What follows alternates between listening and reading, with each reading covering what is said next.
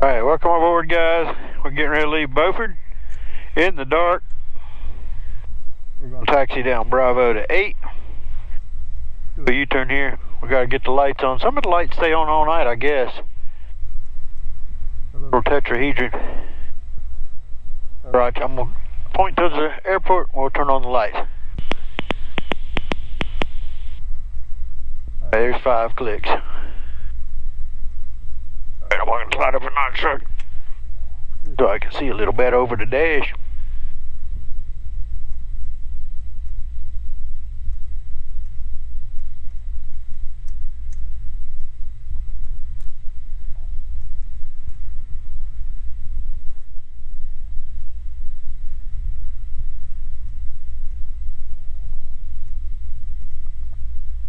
Alright, hope you guys are doing well. We'll probably do this in like time-lapse mode because I was hoping to get off of here earlier for the sunset, get a nice sunrise or sunset, flying in towards the sunset, right, flying west. But we didn't get down here early enough. It's dark. Hang a left here. Over traffic, bearing 3 dots up is crossing runway 21 on Bravo. But I don't see anybody coming.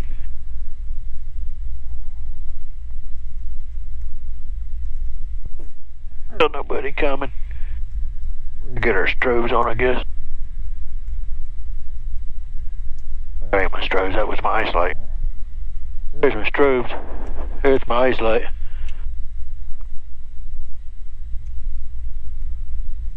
Speaking of ice lights, we'll talk about that. We'll talk about that en route. We'll hide the names to protect the guilty. The innocent.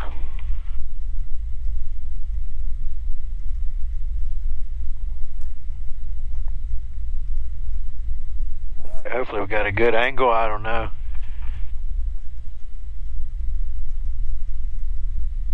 The camera doesn't do it justice at night.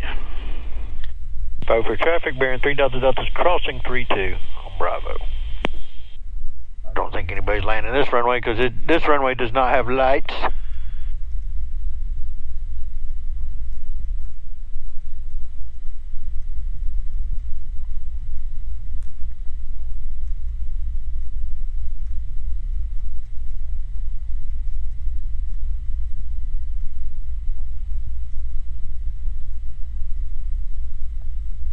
Alright, so you guys ready to go?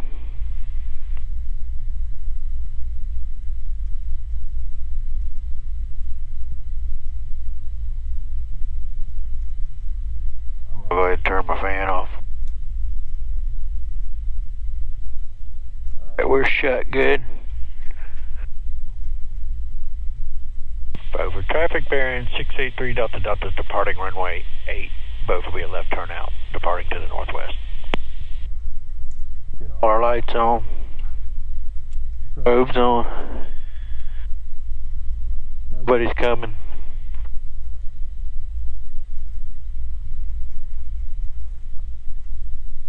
All lined up, looks like an 8. We don't have any center line lights here, but here we go. Got nice runway edge lights. Power's coming up. Alright, power is set. Looking good. Power's good. Everything's in the green. There's 70 knots. There's 80. 85, 90. Positive rate. Gears coming up. Lights off. Y'all damp home. We go right to our flight director. Because it's dark out here. Do not have a horizon at all.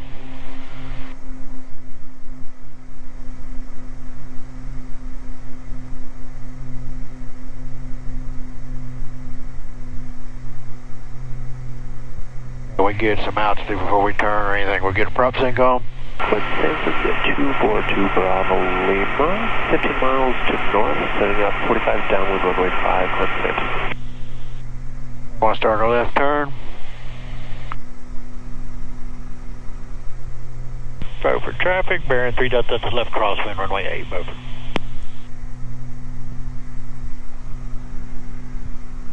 I'll swing around. The ocean's out there somewhere. It's dark out there tonight. We're going to shallow our climb out, though. We don't need 1,200 foot a minute. We're at a safe altitude now. I'm going to pivot back around just to show you guys. I don't know if you guys can see the runway over there, the airport. Let's see if I can get a picture of it.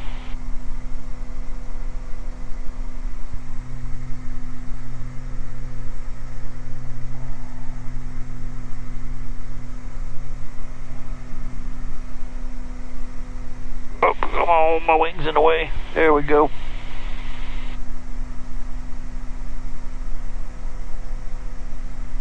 All right, very good.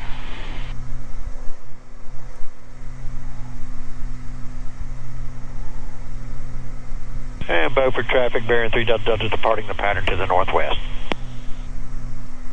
Traffic out here. It is. Who's that? Just a follower down here in Wilmington. You're doing a good job. Oh, thank you.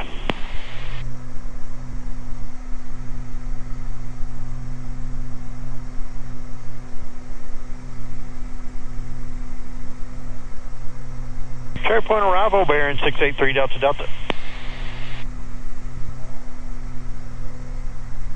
Bearing 683 Delta Delta, Cherry Point arrival. I have your clearance, advise me to copy. And just, are you in the air, sir, or on the ground?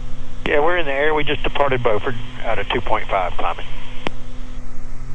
Bearing 3 Delta Delta, Roger, squawk 7075.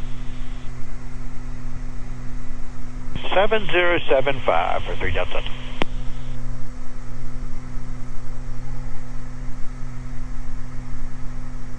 Bearing 3 Delta Delta, radar contact 5 to the northwest of Beaufort. Altitude indicates 2,800. You are cleared to Golf Sierra Oscar Airport as filed. Common maintains 6,000. Okay, altitude position checks, cleared to Greensboro as filed, 6,000, 3 Delta Delta, thank you. Right. I don't know if you noticed my sub panel lighting, it worked for coming down just for a few minutes and then it went up. And I've tried everything. So I've got my floodlight on. Normally I don't use my floodlight. I can turn that up to see everything, obviously, but it's still, you got to turn it down so it's not too bright. When the sub panel lights glow, it's really nice. You can see all the switches really well.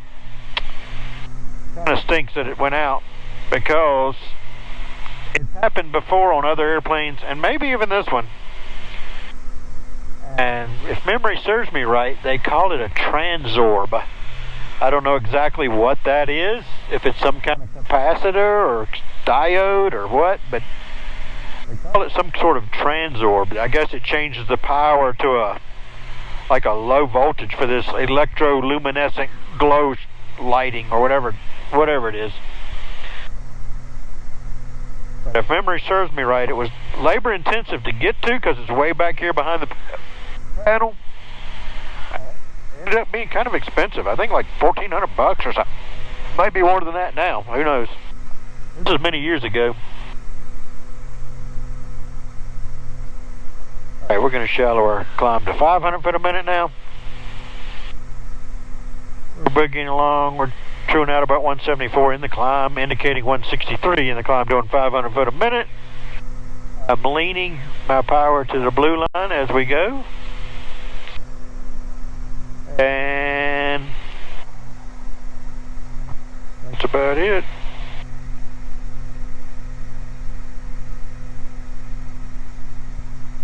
I'm getting emails. I don't know what I'll... Oh, we'll turn that over so I don't have to look at that. But my ice light, back to my ice light. We'll talk about that. All right. Turn on some lights so I can talk. Right? Maybe, I don't know if you guys see me or what, but it's pitch black out there. Not a soul around. If anybody is around, then we'll see them when they start getting closer. But anyways, another pilot friend of mine flying a, I'm not even going to say the type of aircraft, but it is a twin, and it is pressurized. It is a piston, but it's pressurized. It's cabin class twin. It's got all the de-ice, just like this airplane. It's got boots.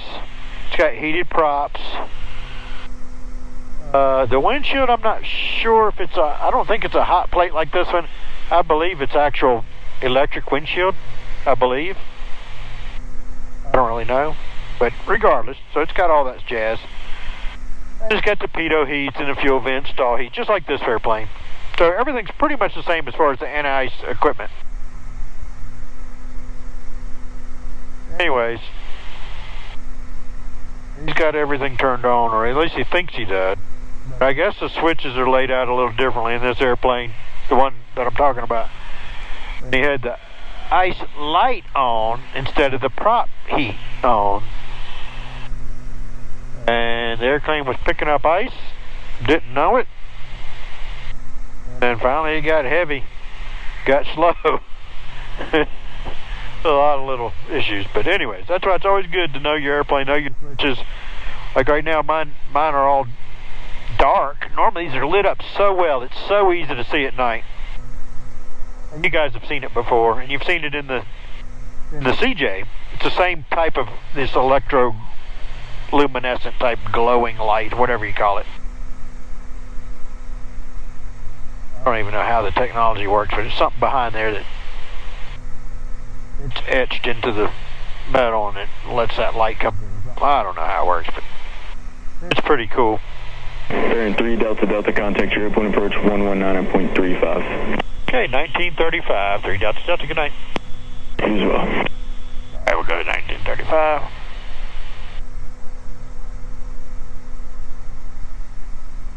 Airplane approach, bearing 683 Delta Delta is 5.5, climbing 6,000. Number 683 Delta Delta, airport approach, catch line clear, sir. Alright, very good. And I'm just leaning as we climb. And then when we get to altitude,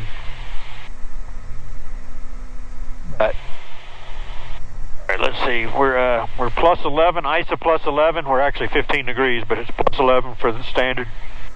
So we're going to interpolate between these two charts.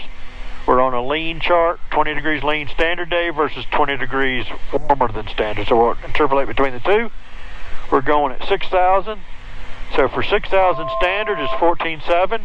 6,000 plus 20 is 14. So halfway between 14.7 and 14. So about 14.3. 14. Yeah, about 14.3 because we're closer to the 20 than we are the. We'll go 14.3 after we get level. As we level, I'll close my cowl flaps. And this right one, I pull closed, but I let it pop open just a little bit, kind of drag open. It seems to get everything temperature-wise right, just from experience. All right, I'm going to pull it back to 14.3.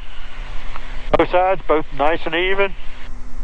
We're going to kind of go fairly quickly through where the peak is, right around 15-something. Kind of hear it. I don't know if you guys can hear it through with the Bluetooth, but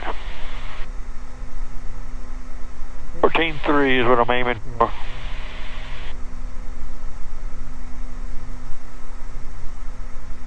Right in there somewhere, good. All right.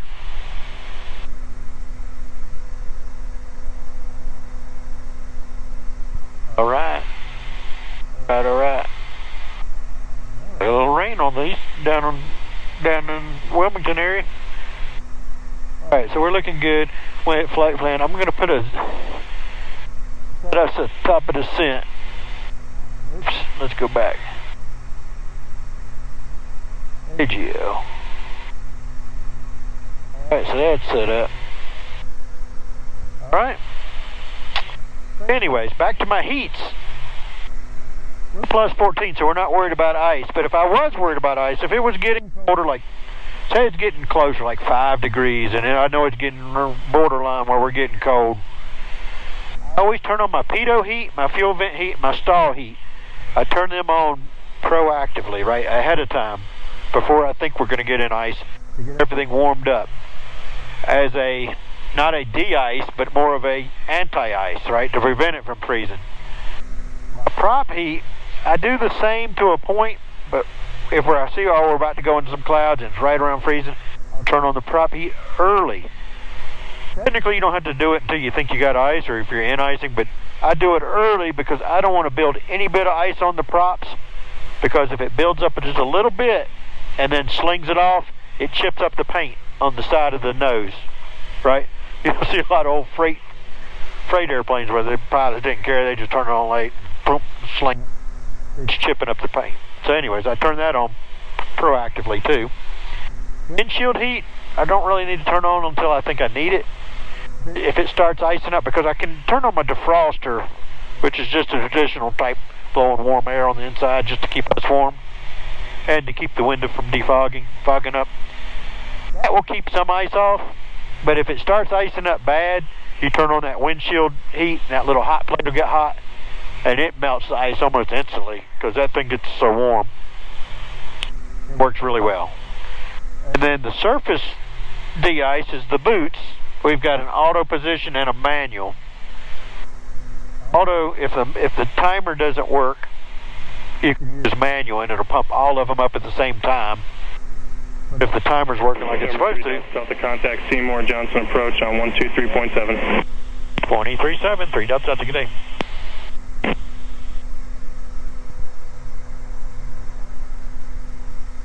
Seymour approach, bearing 683 Delta Delta 6000. Number 683 Delta Delta, Seymour approach, Seymour altimeter 3011. 3011, 3 Delta Delta. I'll set that twice. And then if I put surface number 1088 to auto, it pumps up the wings first. 11, verify you have the weather. And then pulls them back down, and then it does the tail. And the reason it sequences them is so it can blow them up faster, right?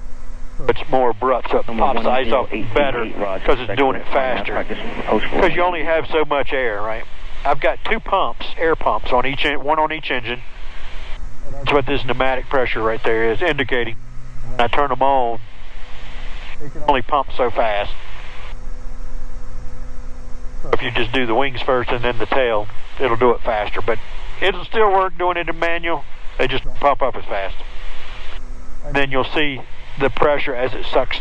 Use that same pump to draw the air out as a vacuum pump to suck the boots back down. And that's why we still see pneumatic pressure, is because it's continuously holding vacuum on those boots to hold them tight to the wing when they're not in use. That's it for my de-ice. I don't have any alcohol or anything back up for that, but I need it. But I have an ice light too that I turn on, and it aims a little light down the wing so I can look at the boots to see if we're picking up ice. A lot of times you use the boots, you wait till you start seeing ice and then you turn them on. You'll hit it once and it just pumps them, boom, boom, boom, and then it's done. And then you wait till you're building up ice again, you hit them again. You just keep hitting them over and over and over. You shouldn't technically stay in the ice. If you're accumulating ice, you need to get out of it. You wouldn't want to just stay here at 6,000 if we were picking up ice. I'd either go up to where it's colder air or get out of the clouds or whatever. Try to do something to get out of it. So, that's my lesson on that. I'm going to turn off the light. Let you guys chill. I think I might turn this down. I might have to leave it on just a little so I can see my switches. We'll definitely get this fixed. We do not fly around with broken equipment. But anyways, we'll get all that fixed.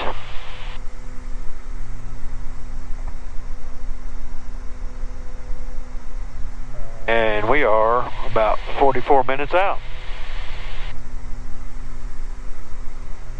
Look at the weather.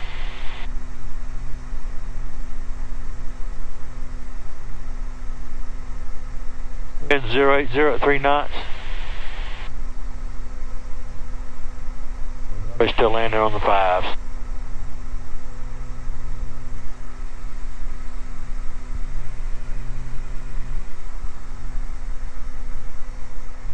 You know, I'll probably do an ILS to 5. You can't see the runway very good from this direction. I can pick up the 2 3s better than I can the 5s, but we'll see what kind of vector we get to. Approach, DC-22 Heavy is with you. Right-hand turn 140 up to 3,000, vectors ILS 5. Well, I'm just sitting around now. DC-22 Heavy radar contact, turn right at 180. 15 right, 180, DC-22. Put my headset up. How about that?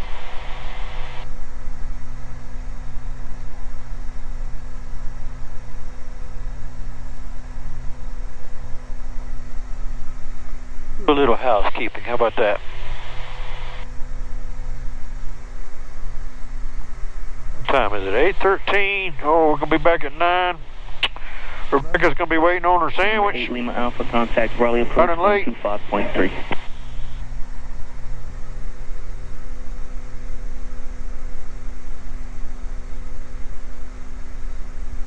Motion in my hangar. Who's in my hangar? Oh, the janitor. All right. Cleaning up, boy. They come check that trash can a lot.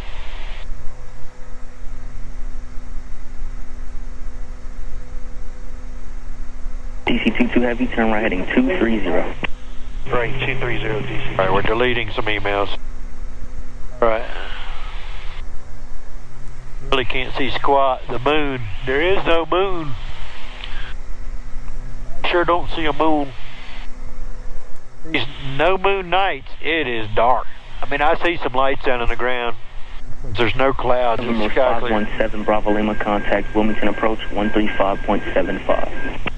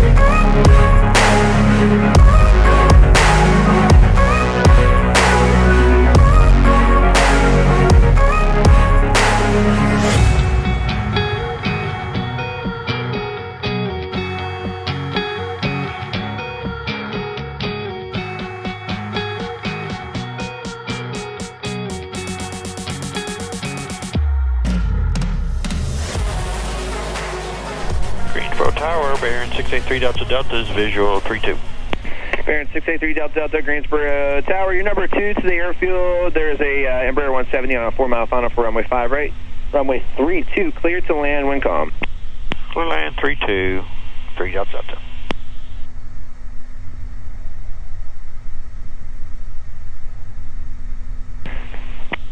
And is 3 Delta Delta going to be there first? 3 Delta Delta, negative, sir. You're number 2 to the airfield. Okay, we'll start slowing. Boost rig 5556, turn left at Kilo 5, taxi to parking via Kilo with me. Good night. Kilo 5 and taxi via Kilo with you, Boost rig 5556.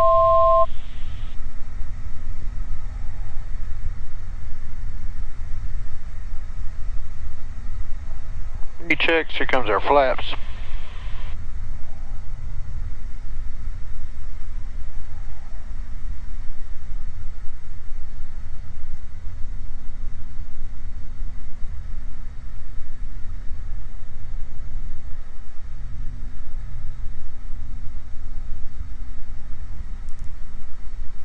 Oh, he's going slow.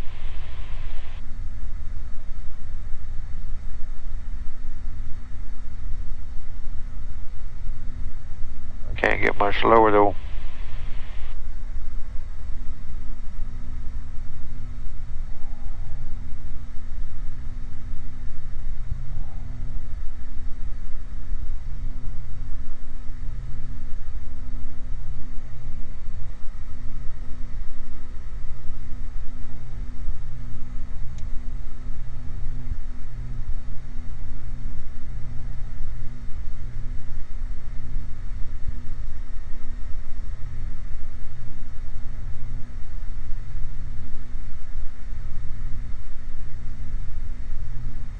Alright, there he goes. He's going to go through our intersection.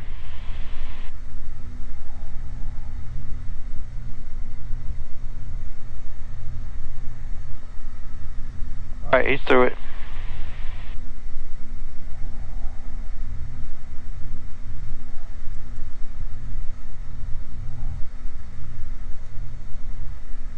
Green, no red lights are on, mixture's rich, flaps are full.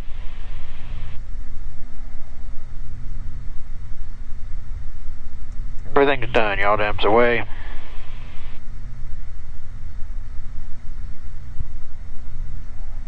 I'll scooch back down on glide path. 500.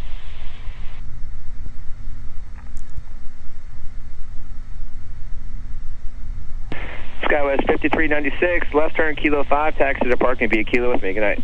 Left turn Kilo 5, Kilo to park with you, SkyWest 5396, good night.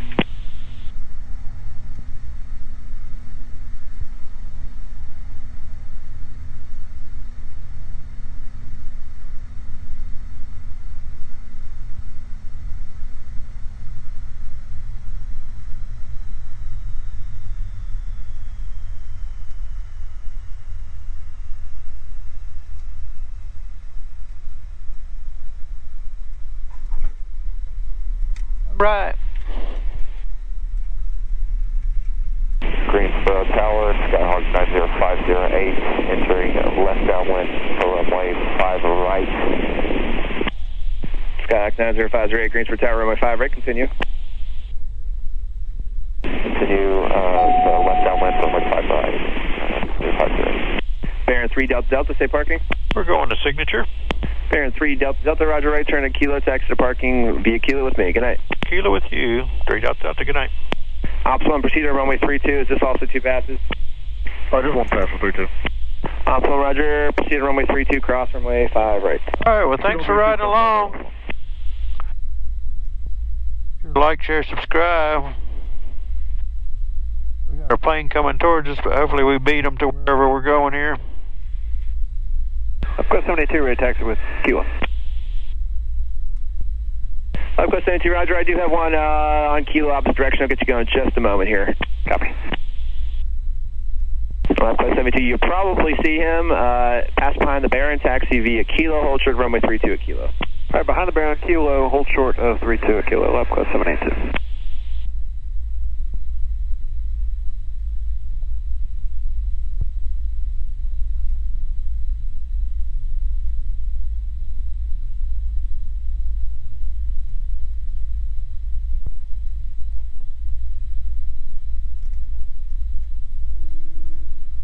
And LabQuest, did you enter Kilo there? Yeah, Kilo 1. I apologize. I didn't realize he was coming down Kilo 1 off of Kilo. I thought you meant behind the Baron onto Kilo.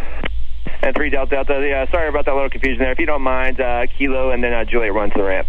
Yeah, we'll do Juliet 1, 3 Delta. Make sure you're out. Sorry about that. Continue Kilo, short of 32 Kilo. Kilo, short of 32 Kilo, LabQuest 782.